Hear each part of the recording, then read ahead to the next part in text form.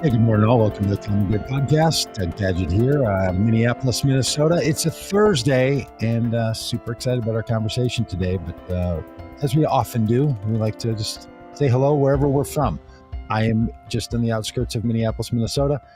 It's a lovely day out. Spring has not been kind to the people who live here where I live. But we're hoping that late spring and early summer, has a little smile for the rest of us. But I have been spending the last couple of days in Nashville, and it wasn't nice there in Nashville either in the spring. So it was cold and rainy and difficult, I think, in lots of parts of the country. That brings us to Dan Deitrich, who's over there in South Bend, Indiana. Good morning, Dan. Hey, good to be here. How's the weather there? Brutal. It is. There was an inch of snow a day ago, and it's been cold and rainy since, but it's looking better this weekend. So. Well, that old saying, April snowstorms, spring. No, it's not the saying, is it? It's April showers. Hey, Randy, good to see you coming to us from the Northwest outside of Portland. We always talk about the weather because it's the one thing that people actually have to share, and it's one thing we can't do anything about, and it's one thing of nature that is our constant context that we find ourselves in. So I think it's going to go well with this conversation too. But how are things out in the upper Northwest? Well, overall in weather? Yeah. So talking about the weather, is probably one of our most primal instincts, I think. And so we all go back to this common ancestry where we're all like worried about what's going to happen today. It's been pretty brutal here in the Pacific Northwest. Last April was the driest and hottest on record. This April is looking like it's going to be the coldest and wettest on record. And we got all of a sudden a bunch of 32 and 31 and 35 degree nights, which I know it's not much when you're in Minnesota, but here is very unusual at this time of year. So it's kind of been crazy. We've had to put off our planting here at Delahaye for a while. Yeah, and people maybe learned this in our conversation, but you all run quite a farm there. So it matters to you in your own life and your own work and what you're up to. Okay, so Randy, we saw from the backdrop, you're a man who's a fan of books, and not only do you buy them and read them and put them on the shelves behind you, but you write them, and you've written a great one, and we're so glad to talk to you about this book you've written called Becoming Rooted, 100 Days of Reconnecting with Sacred Earth. We were chatting beforehand. I'm glad to hear you say it's one of your favorites because, every once in a while, for those of us that are authors or interviewers of authors, you have to talk to someone or talk about a book you're not all that much a fan of. So it's kind of fun to know that, you're into this one. So Randy, give us a little bit of context and background on what you're writing about, because it's so important. You talk about how we're all from somewhere. That's an important part of the book, and then where we find ourselves and how we're going to live on and with and in the earth. But for people understanding our own stories, you have a particular way of thinking about it. And I think your own story is really helpful for people to kind of capture their own frame. So remind us, would you, of your own background and your heritage and your people? Yeah. So I'm a mixed blood Cherokee and white, all kinds of whiteness. I was raised knowing that I had Indian identity and ancestry, even knowing who some of my relatives were and that sort of a thing. But my parents were fully assimilated into a Western sort of way of doing things. And I say fully, they still retained a lot of sort of native values that I didn't realize at the time they were native values.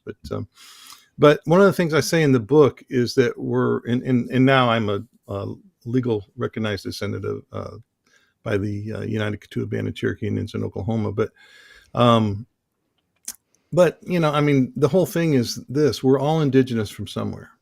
Given time and given space, and everybody begins their DNA and their ancestry, their deep DNA, with people who are indigenous, and we've lost those ways. Modernity and the whole colonization thing and all of that empire has driven us away from the very thing that we naturally seek, which is to be in creation, to be in nature, and to learn from nature. And so what I'm trying to do in this book, and like it says, it's 100 entries, it's 100 days, And they're very short, sort of bite-sized things. And then there's an action point after each one.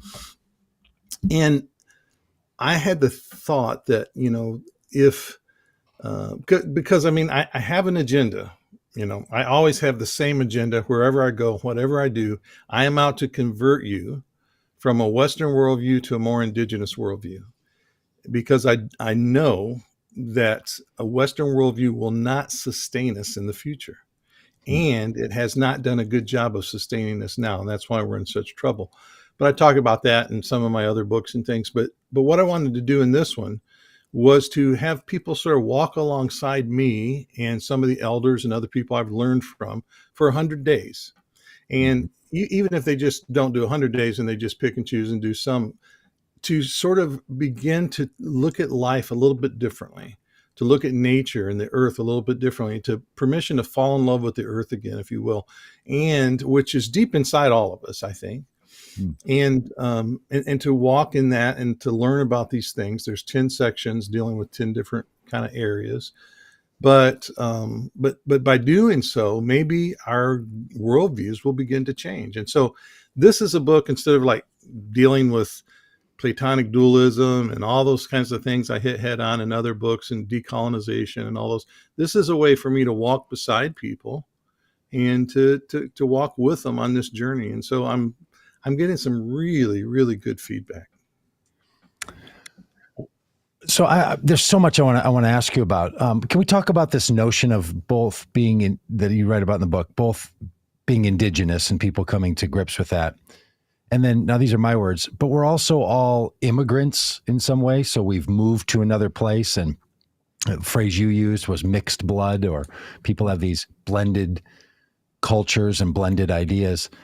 That's always been hard for people to make sense of. It feels like we're in a particularly difficult or particularly intense cultural moment around a lot of this. You've been at this for a long time. You tell stories in your book about yourself of, starting in your 20s and sort of awakening and spending an adult's lifetime on these issues. But boy, for a lot of other people, they're just newly awakening to a lot of these issues or approaching them in some new ways.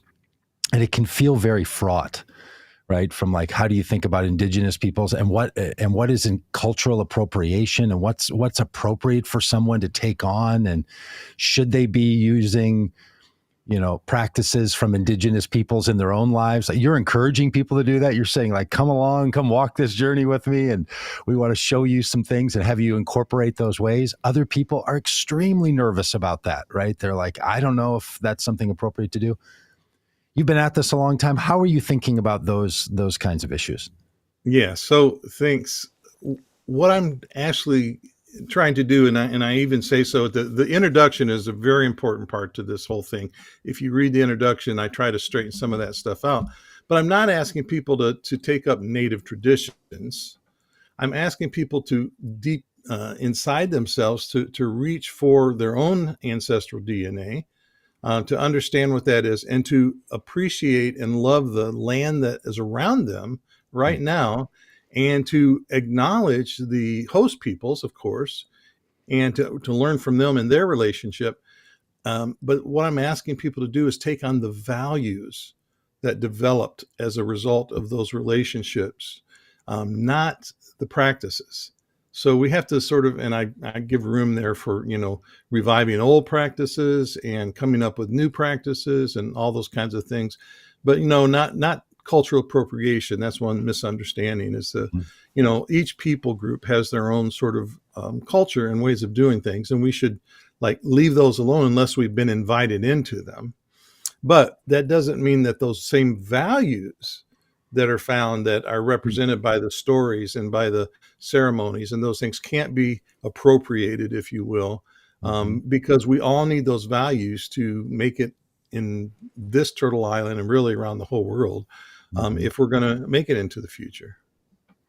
Do you feel, stepping away from the book for just a minute, do you feel like are we in a better place dealing with these kinds of issues? I mean, I know we've talked before on this podcast and just in our friendship about growing up in the 70s as we did, and there was a big Indian movement, and there was a way that Americans interact. I think about, Cher singing Cherokee people. And there was a big movement around that. I have a Billy Jack poster behind me, this movie that was very, very influential on my own thinking as a kid. I got to keep it around for a whole set of reasons. But there was a way of approaching Indian peoples in the United States. And now that things are different and language has changed and how people refer to one another. Do you feel like do you have any thoughts on just where we are? Are we in a good place, a different place, a less good place, anything? I do. Thank you. I think, part of what you're describing, of course, and you do a great cultural analysis of all this stuff, but is that, as a boomer, we were the first generation, I think, in a long time to say we reject our parents' paradigm. We don't want their stuff, and then, we came up with like Earth Day, and, we can, women's, burn the bra movement, women's rights, and, the ERA, and, we stopped the Vietnam War.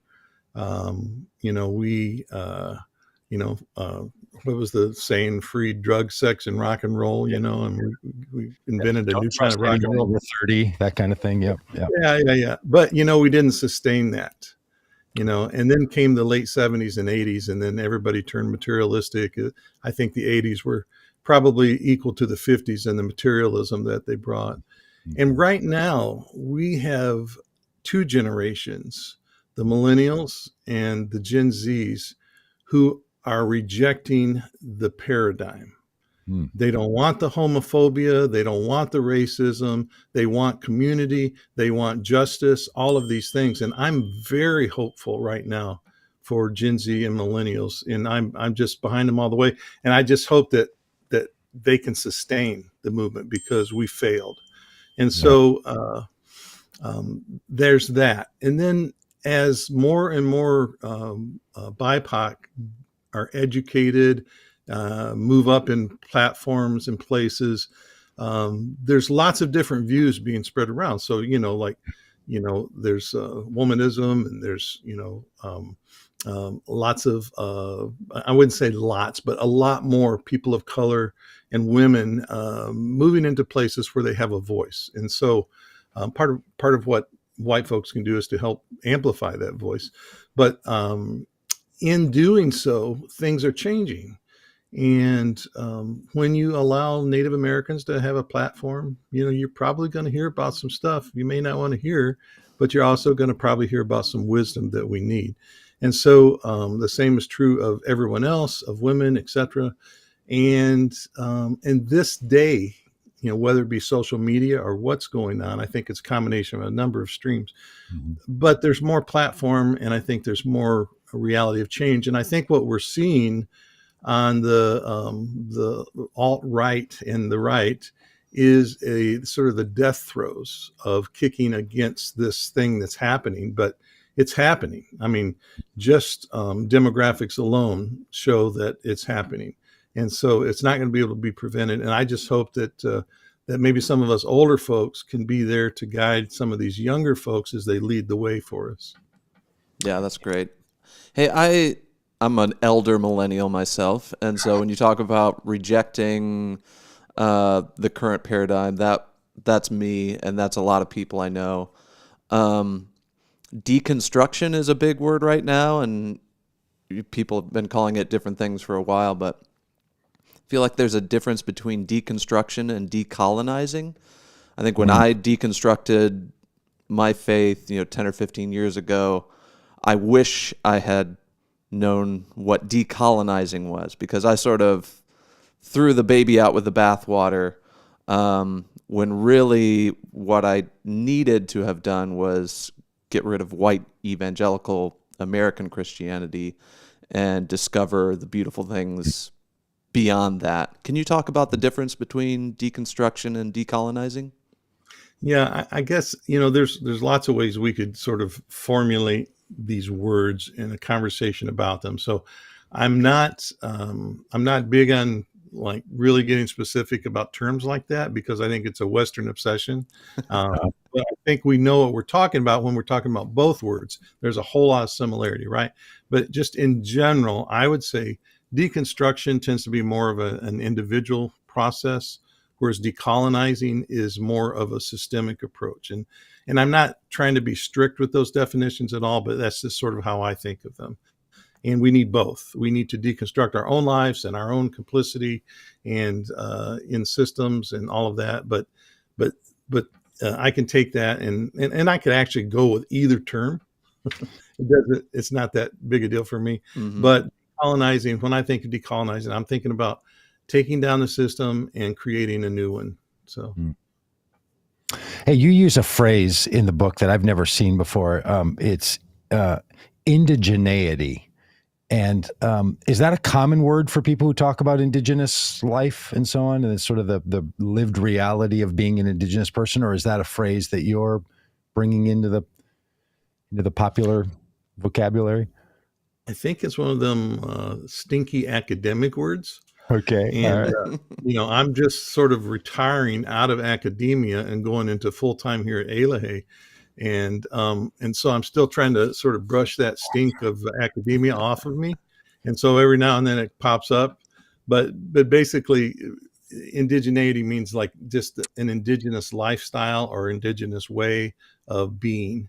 And we all can do that. It's not, like being indigenous means that you understood how to live in a particular place, yeah. Right?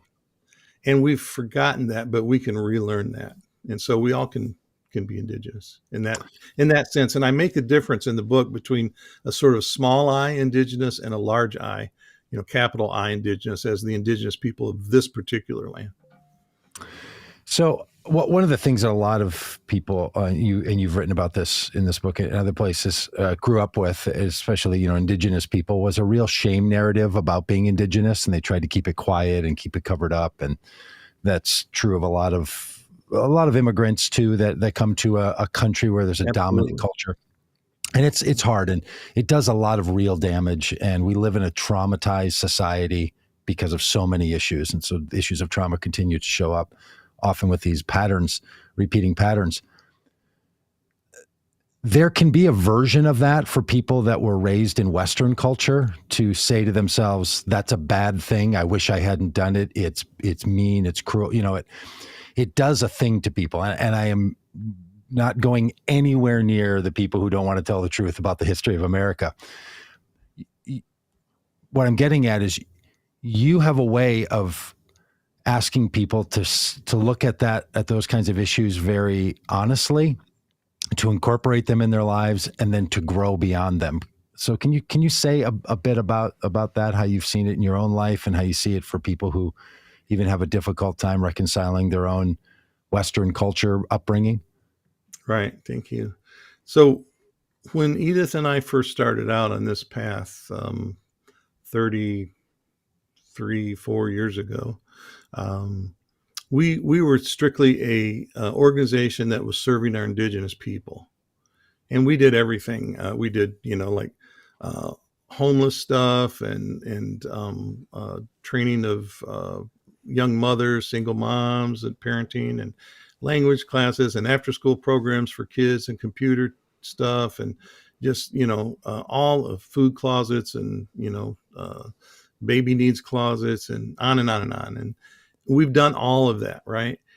And what we realize along the way is that just if our Native people, Native American people heal without the rest of society healing, it's good, but it's not complete. And so at some point we said, look, we've all got to do this together. We all have to heal together. And that means we all have to look at this together. And that's when we begin thinking about the idea that we're all oppressed in one way or another. We're all privileged in one way or another. And we have various levels in which we have to deal with that in our own lives. But what we have in common, besides our common humanity, which I think is our highest spirituality, what we have in common is that we can change the systems together into a better system. And so that's what we're trying to do. And I'm very much, when I talk about racism and critical race theory and all those things. We're talking about systems, right? Systems that need to be changed. And this is where we need to gather our momentum, is to change the systems. And I just think since I mentioned CRT, it's so funny that, I heard a woman on television, and she was at a school board meeting, and she was saying, I don't want my son to be ashamed that he's white, and and I'm thinking, and they're talking about critical race theory, and I'm like, well, then you want critical race theory. That's right. Because it deals with the system, not the individual. And most people who write from a critical race theory perspective are talking about healing together and creating something together, a new system together. So it's so ironic how people work against their own best interests sometimes. Yeah. Yeah, and don't really understand it's all of those issues, and this way of writing short pieces that become, as you've done in the book, that become these partners for people as they engage with the earth. Talk about why you did that. Why that approach? You've written academic books. You're a PhD kind of guy. You've written real heady books. You've written children's books, as we've talked about on this podcast before.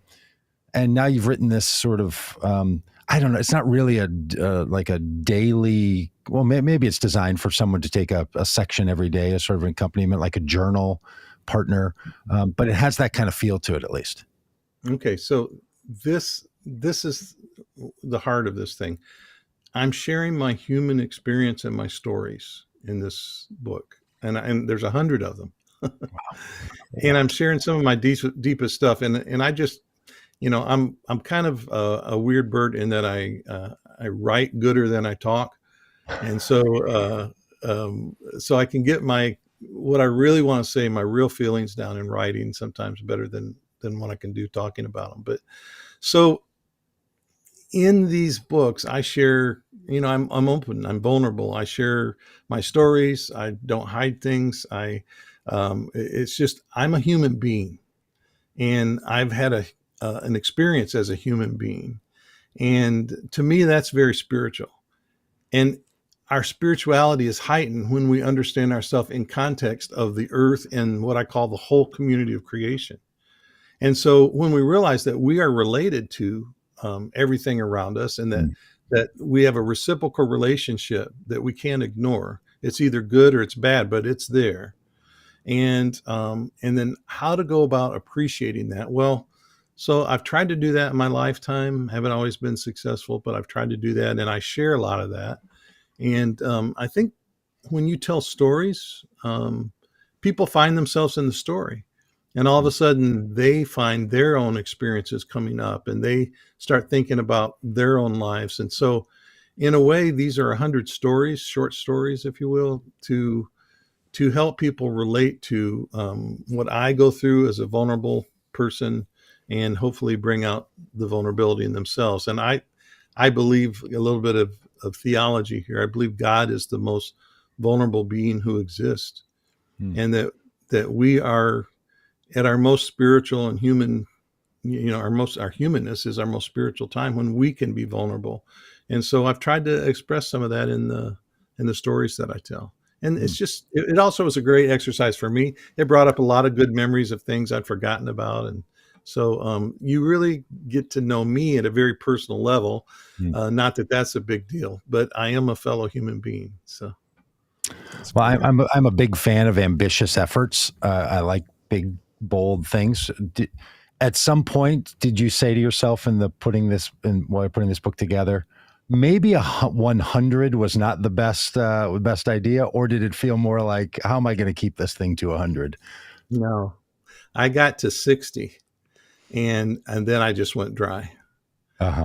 And I talked to Edith, my wife, and I said, should I write and see if we can change this to 60 days of, and all of a sudden she started saying, well, did you talk about, this experience? And did you talk about, the little dot, our basset hound we used to have? And did you talk about, and she started naming all these different things, and sunsets, and I'm like, the wind, and, and I'm like, oh no. Yeah. Oh. And then all of a sudden I sat down and I got Right. 40 more. I mean, not in one day, but yeah, it all came back. So I think I have to give that credit to my wife when I hit my dry spell. But this was in some ways the hardest book I've ever written, but it was also the most fulfilling for me as a writer. Talk a little bit more about the power of story. I recently heard an interview where you talked about non-Western people have advantages in understanding what story is, therefore understanding what Jesus was all about, and therefore understanding what the gospel is. In Western culture, we have sort of an obsession with categories and neat definitions, as we mentioned. Talk a little bit more about story and how that's different and possibly more powerful. Yeah. So part of the failure of modernity is to try and take shortcuts that that really haven't been helpful. So we take shortcuts in propositional thinking, right? So if we can only do steps 1, 2, 3, and 4, things, but people don't relate to propositions. They don't relate to chopping the Bible up, for example, up in these verses and numbering them and everything. What they relate to is story. And since you mentioned, the Jesus, and let's talk about that for just a second. The Bible is 90% narrative. I mean, that should floor some people. And I used to say it was 75%, and then I was corrected by a couple of my colleagues who are Old Testament professors, and they said, no, it's 90% narrative, it's 90% story. And so all of a sudden it really hit me. If you don't understand story, you don't understand what's happening in all of these scriptures, right? Yeah. And so, and I deal with this part back in my book, Shalom and Community Creation, but it's like the Western world has beliefs, right? And so when they hear a story, they're looking for the facts. Like first question, did this really happen? Secondly, what are the facts that I can draw out of this? And then, whereas indigenous people all over the world, when they talk about story, they're like, what's the truth of the story? No one really even asked, did this happen? It doesn't even matter. What matters is the person is telling the story. And that's another thing. The people who wrote these stories were more indigenous. They weren't Western, Enlightenment bound people. And so they weren't writing them. They never intended, the people who wrote these stories never intended them to be taken and picked apart and modularized and categorized in the way the West has done this. And we've ended up with this really perverted sense of Christianity and a really perverted sense of what the gospel really is. And so so who is more qualified? The first thing I'm going to do is understand, what has this person done to work on their own Western worldview? Because if they're still interpreting with that DNA, it's going to lead me somewhere different than where the writers intended. Mm-hmm. This is really important stuff because, whole religions have been built upon this. Not that Jesus came to start a religion. I don't believe he did. I think he came to start a movement. He was all about like, follow me, just wherever you're at and whatever you're doing. And we've made a religion out of it. But, it's a weird religion because of the Western worldview and the binary thinking and the Platonic dualism and the extrinsic categorization and the hierarchies and, the anthropocentrism, this, human beings above nature, and all these weird things that came out of this Western worldview were never meant to be applied to these stories. Yeah, and that list that you just went through there may be terms some people are familiar with. It might be new to others, but those aren't terms of analysis. Those are actually categories that people are taught. Like I went to seminary and those were categories we were taught, like a course on Platonic thought and how to first study Plato and Aristotle and then to apply that to the Bible and how to systematize it. I had a whole section on systematic theology and how you would reorganize the Bible. I mean, we were taught this stuff. We were taught the original languages so we could pull it all apart and put it back together in another way that would be more useful for these days. So sometimes those systems are hard to understand how we got here, and other times they're really quite obvious. Like people's fingerprints are all over the crime scene. It's clear as can be. Yeah. If we could do a real quick history, it just is a very simple, real quick history. So Plato who was, the student of Socrates. He very much believed in something that we now call Platonic dualism, and that privileges the ethereal, the spiritual, the mind, etc., things you can't touch, over the physical. And so it went through the ages. He taught his student, who was Aristotle. His student was Alexander the Great. And so Hellenism, which is the Greek thinking, Greek worldview, was then taught to the whole known world under colonialism, under Alexander the Great. And so it goes along and it spreads into Europe and everywhere else. And then they have what Europeans call the Dark Ages. And they only call them the Dark Ages because they compared them to what happened between the 14th and 17th centuries. And that was the Renaissance, which was the awakening or the spreading again, if you will, of Greek thought and Greek architecture and Greek art and Greek literature and just philosophy, all of those kinds of things. And there were two evil twins born during that period. And we know them as the Enlightenment. People like Descartes, who said, I am a mind, but I have a body. So that the material world is seen as lower. And the second evil twin was the Reformation. And the Reformation calls people to this sort of theological scrutiny that comes from the mind and systemic and Calvinism. And it says, on and on and on. And this kind of weird thinking that never meant to be applied. And so that it's no surprise that in America, we have this totally disembodied theology. We don't do, we think by knowing we're doing. And that's not at all what Jesus taught. Not at all. If you just believe the right things, that's what it's all about. Yeah.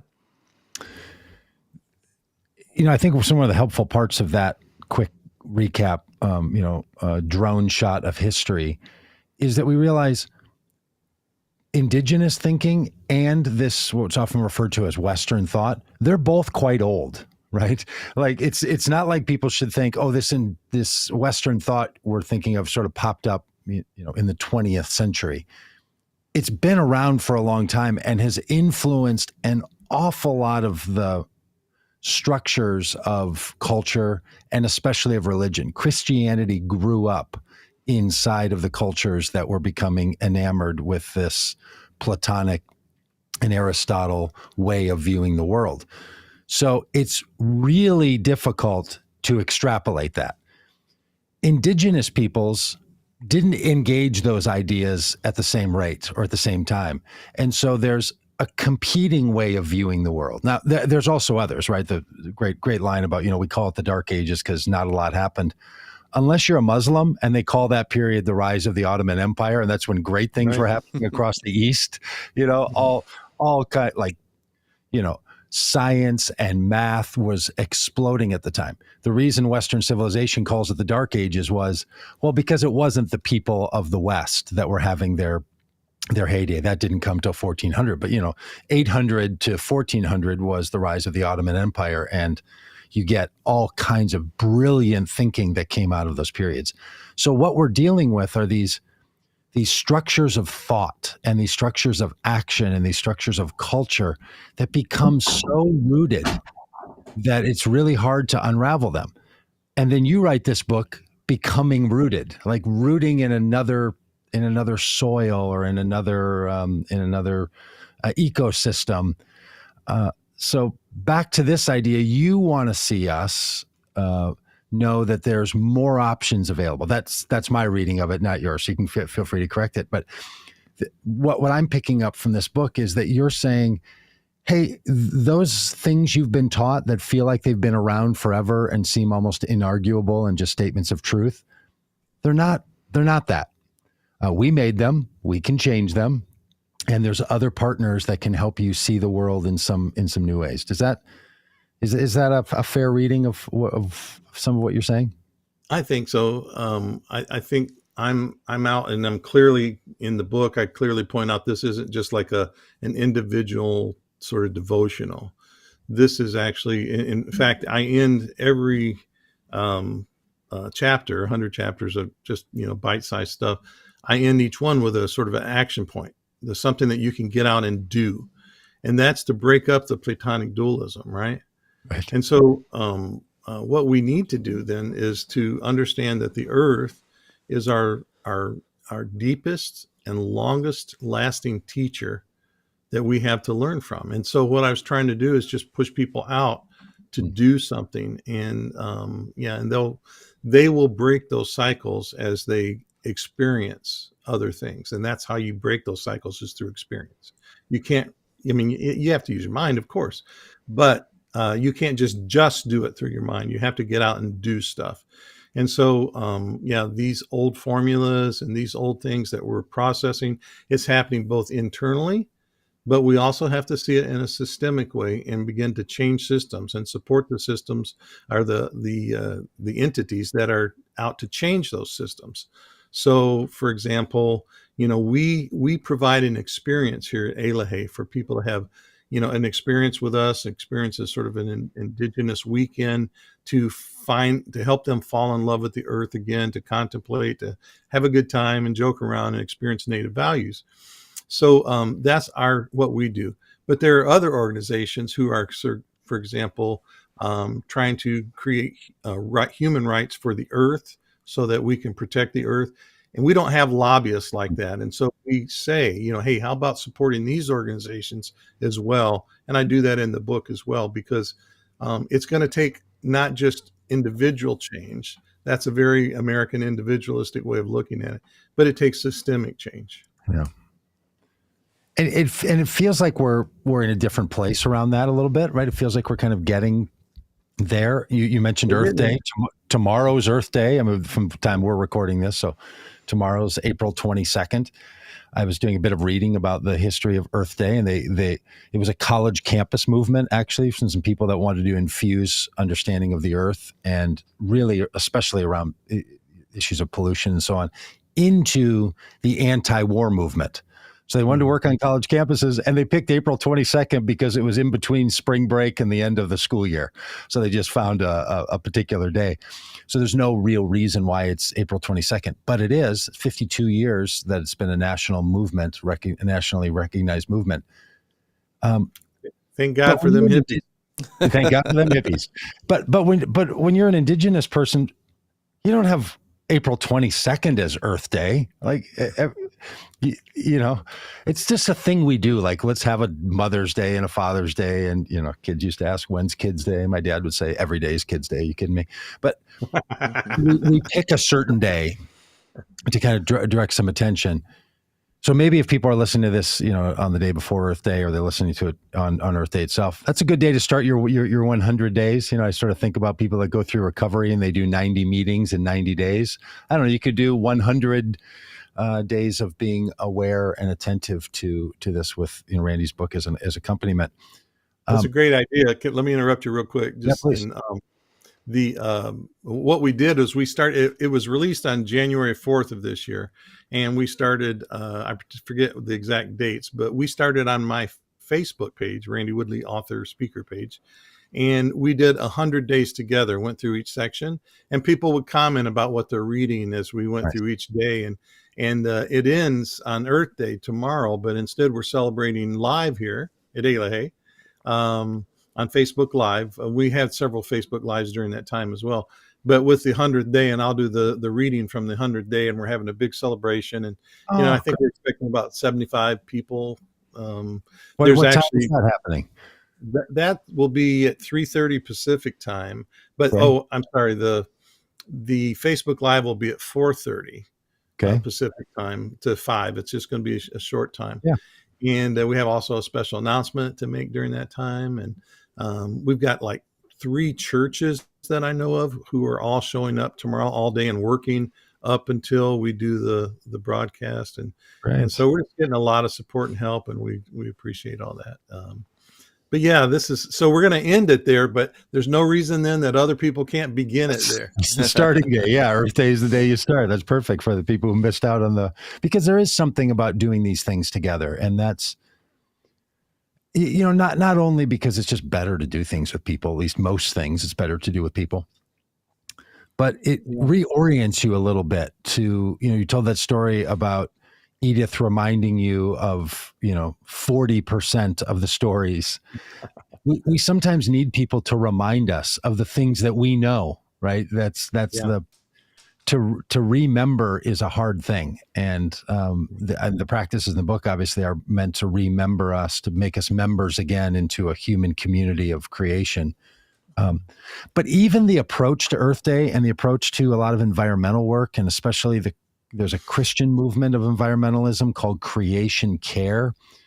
A lot of that stuff feels a little bit like there's still a separation, and there's a caregiver and there's a care recipient, and humans are the caregivers of the earth. You're getting at something other than that, seems to me. Yeah. So I think no one has a right to own your relationship with the earth. First of all, this is something personal, and from my own belief system, it's a gift from Creator. The earth is a gift. And I'll quote somebody who I don't often quote, but Wendell Berry, a white dude who writes a whole lot about farming and the earth and things like this. He had a phrase in one of his things that somebody read one time, and I caught it. And he talked about, and for Christians, when you hear the grace of, the next thing you're going to expect to come out is God or the Lord, or, and he said the grace of the earth. Mm. And we are living by the grace of the earth. Everything we have comes out of it. There's not one thing that you can see in this world that doesn't come out of the earth, even rain. And so, in clouds. And so this earth is this great gift that we have, and it's our longest lasting teacher. And it's meant to have the deepest thing. It was there before the Bible. It was there before churches. It was there. And so we all have a right to that. Okay. And so that's part of what I'm saying in this thing. But then the cultures who have lived with it the longest and are still somewhat intact, we're also losing our cultures and things, but we're still somewhat intact. It's not too late to reclaim those things, that wisdom. And so we need to look to these elders and other people who have that kind of a wisdom to help us along. But I want to make sure everybody understands is that this is their God-given right to have a relationship with the earth. Yeah, and there's a real sense of urgency with this conversation. I saw on the news, there's a new climate report, and one of the scientists involved in that chained himself to like the front door of a Chase bank to protest and try to draw attention, because if we don't act soon enough, the consequences are catastrophic. Absolutely. You have an agenda in this book to get people to wake up and be more connected to the earth, but not stop there. We need to change the systems. What are you hoping the average person will do to get involved in this? Yeah. So there's a whole list of things that I do refer to in here, and part of it is supporting organizations that are actually doing really good work. But there's one thing that we all can do, and that is in our own particular communities, we can ask for what we call earth rights. So we first heard of this in Cochabamba, Bolivia, and then Ecuador, and they created a constitution that gave the earth rights, constitutional amendment that gave the earth rights. And so that means the earth has a right to exist without our interference. You can't pollute it. You can't tear it up. You can't, and now big industry doesn't like that, right? So it's got a lot of enemies. But there are cities in the United States, for example, that have adopted, at least to some degree, things like that. Pittsburgh, Pennsylvania has adopted some laws like that. Santa Monica, California. And so as we look at our own communities, we can all start to look at those models and figure out ways and strategies to begin to change that. The fastest way to stop what's happening on the earth in a negative way, what's happening to the earth, is to give the earth rights. I think it's ironic that, they gave corporations human rights, right? But the very earth that those corporations stand on doesn't have human rights. And so what we need to do is protect the earth. And the fastest way to do it, it's not the only solution. It may not even be the best, but it is the fastest way to stop the horrible, horrible onslaught of damage to the earth right now is to give the earth human rights.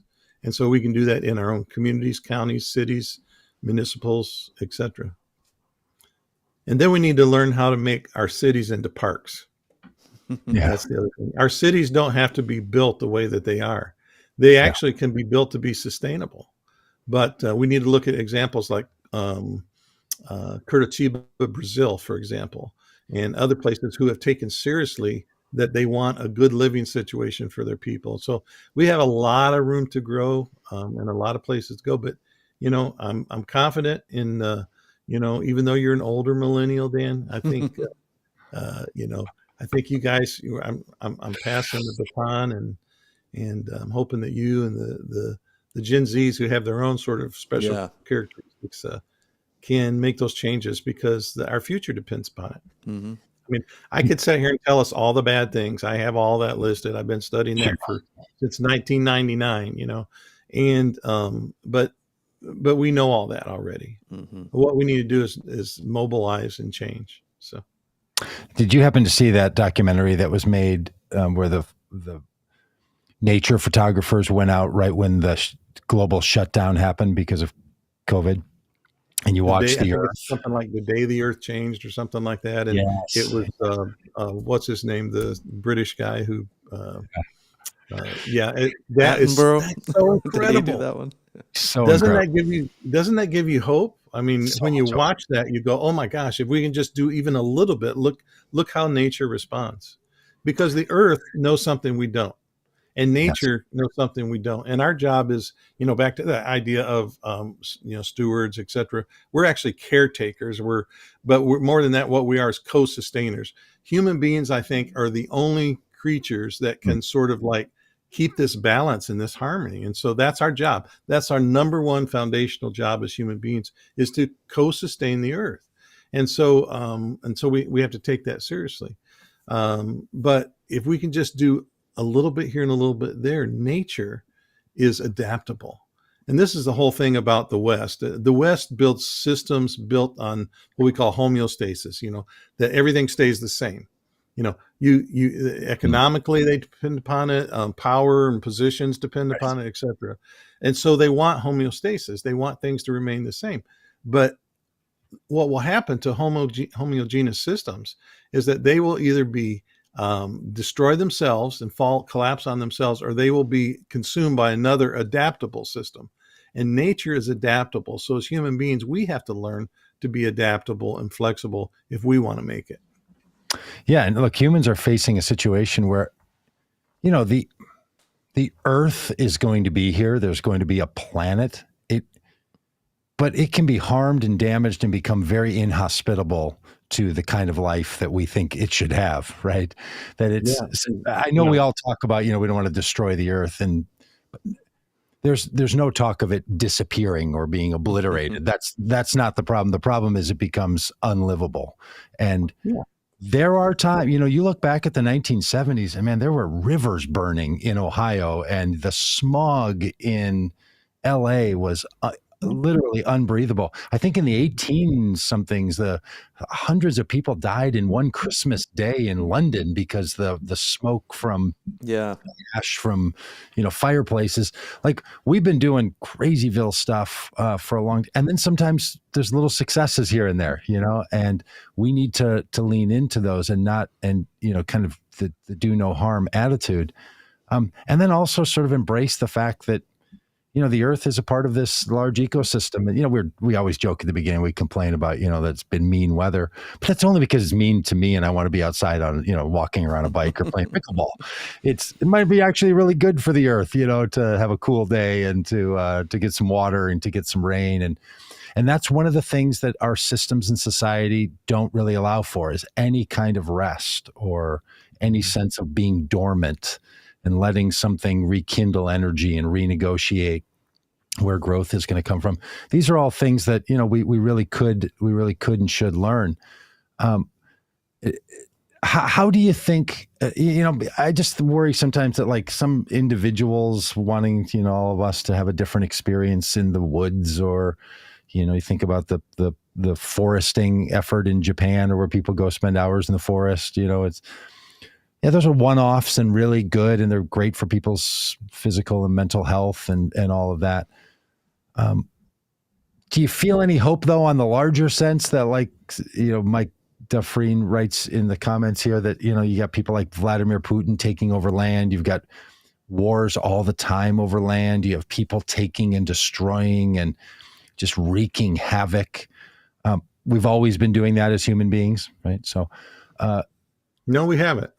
Okay, talk about the West has always been doing that since the nation states and the formulation of nation states. But there's a number of things I can point to. Now, we in Native America, it was no utopia. I'm not saying that.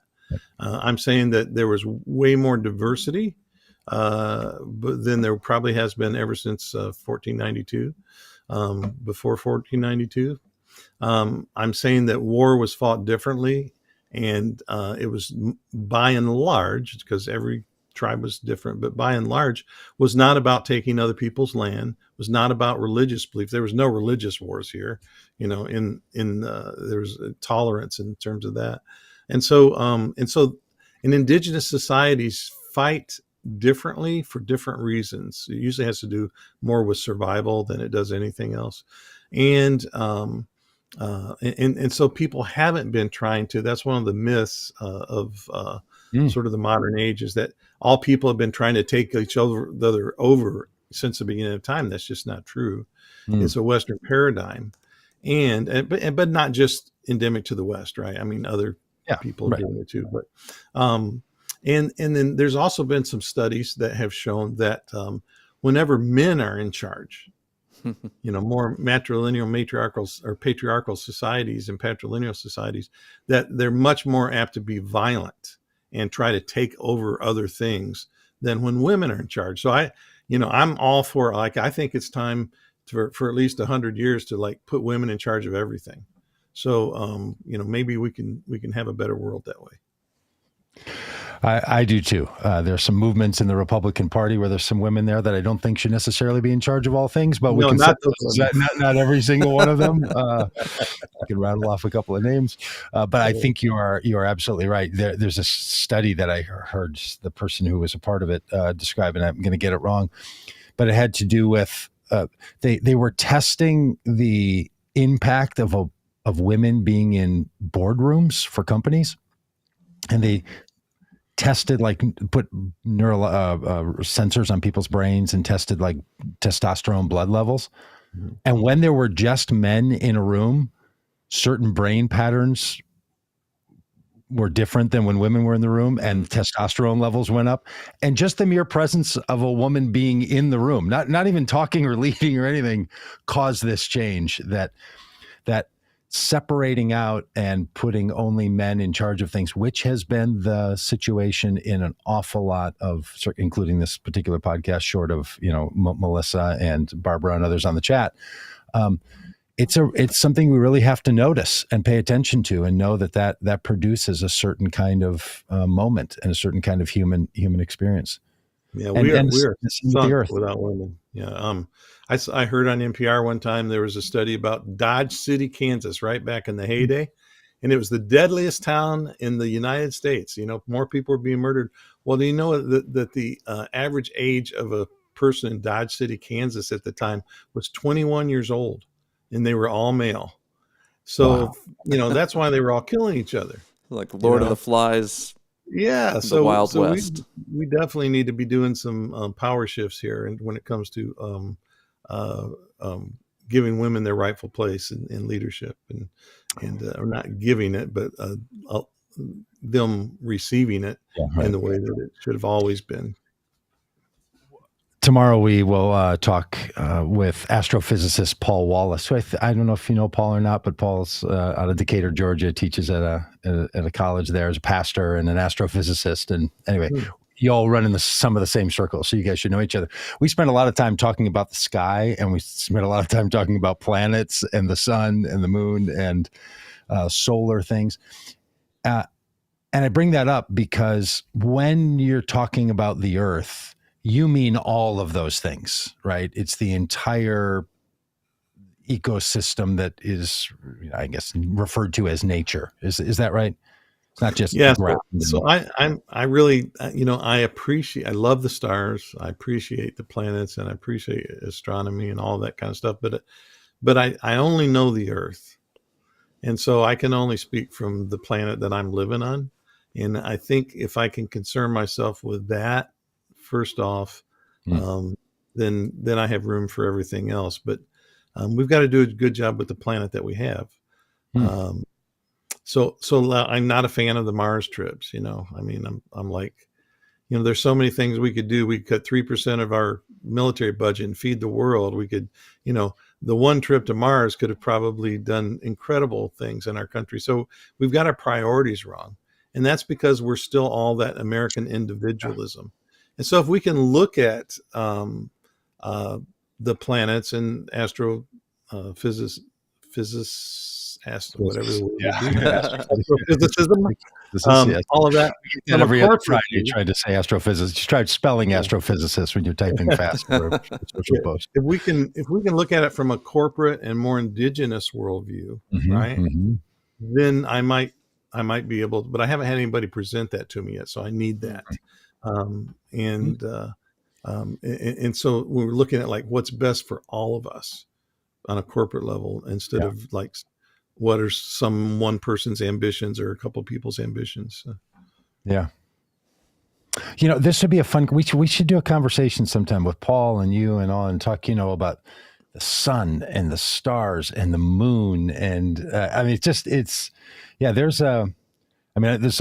new, in a lot of ways new to me in so many ways. So bringing all that together would be a really fun conversation to have and to find how those things are interlinked and shared with each other, and what our Earth is. This whole thing about how we even got this Earth is just still bonkers. I mean, about every other Friday when we talk to astrophysicist Paul Wallace, I'm like, okay, hang on a minute. So again, a bunch of rocks collided together and started spinning around, and that's how we got this thing. Like, it just still is just magnificent to me to think what it is we're talking about here. It's really just beyond miraculous. It's mind bending. We have as many stories as there are peoples, and even more actually of how these things began in our Native American ways. And, some of them might sound absurd to people, but there's still truth to learn from them. Right. Yeah. Well, look, the things scientists are telling us are real sound absurd. So you can't match the absurdity of create any people groups creation narrative with when they start talking about big bangs and expansions and stardusts and things moving, and it's all just beyond our capacity, and every one of these narratives about how we got here contributes something to us to the human experience. And we're only better, it seems, when we hear, all the stories. And they're all stories, right? All stories. But are they good stories? I guess that's the question. That's right. Yeah. That's right. And are they a story that you want and that you hope to be true? I've been, we only have a couple minutes left here, but I've been fussing around with this idea of what are the beliefs that any of us hold? So just pick one or a set of them. And then what are the beliefs that you hold and you truly believe it, but you kind of hope it's not true? Right. And what are the beliefs that you hold that you really do hope are true? Because the truthfulness of them sort of, it's not necessarily contingent upon your feeling about them. But there's some things that I think, boy, that would just be better if that is true. And it would be better if this thing I believe actually isn't true. It's just kind of having a different relationship with our beliefs as well as with what we think is true and with the stories that we've been told. Feels like an important part of the human project. But Randy, I want to ask you one more thing, because we're kind of reflecting at, I'm 55 years old. I can't remember how old you are, but I feel like you're somewhere in that ballpark. At 10. Hey, you're 65? Yeah. It feels like, and we've known each other a long time. I can't remember how long, but I don't know, a couple of decades. Like we were younger men together in some things at other times. And it feels also like there's something about a stage of life that allows people to engage with the earth and engage with body and differently. Do you sense that as you were writing this book and thinking about these things and talking about them, that your own state of life feels different? I think the way I would describe that is I've always been having these experiences, but I didn't realize how rich they were until I got older. So I've had this relationship with the earth, and I had these rich experiences when I was younger and things like this, and that I savored, but I didn't appreciate them for really what they are. I didn't see how important they were until I got to be an older person and begin to reflect upon them. And that's one of the things that this book did, was this brought those stories out, and it made me realize, as I'm writing, I'm like realizing how precious these times were and what they meant. And so yeah, I would say that it's the deeper reflection maybe that we have that causes us to feel differently about our relationship with the earth. But it's always been there, right? Hopefully it's been there. I know it's hard for people who are brought up in urban situations all their life and never spent time outside. But even in an urban situation, the community of creation is still around. I mean, it's not like it's absent. Right. It's just that we're so blinded by everything that humans have created that we forget that there's the whole community of creation in which our Creator has made. Right. Yeah. Just look at that little crack in the sidewalk or that pothole in the road as a little whisper that the earth is here and doing a thing and isn't just going to sit there and take it. It's alive and well. Mm-hmm. Well, Dan, you have anything else for the fine Randy Woodley? No, just thanks for being with us. Appreciate your time. Yeah. Randy, anything else for us? Well, I'm just, appreciate, Doug, everything that you've done. We've known each other a long time, and, you're still at it. I appreciate that. We're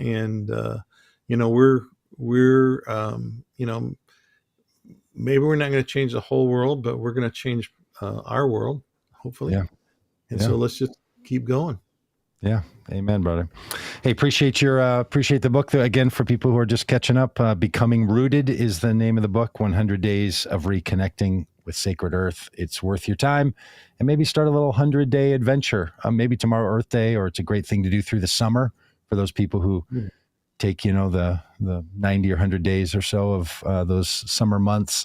It's a great time to connect.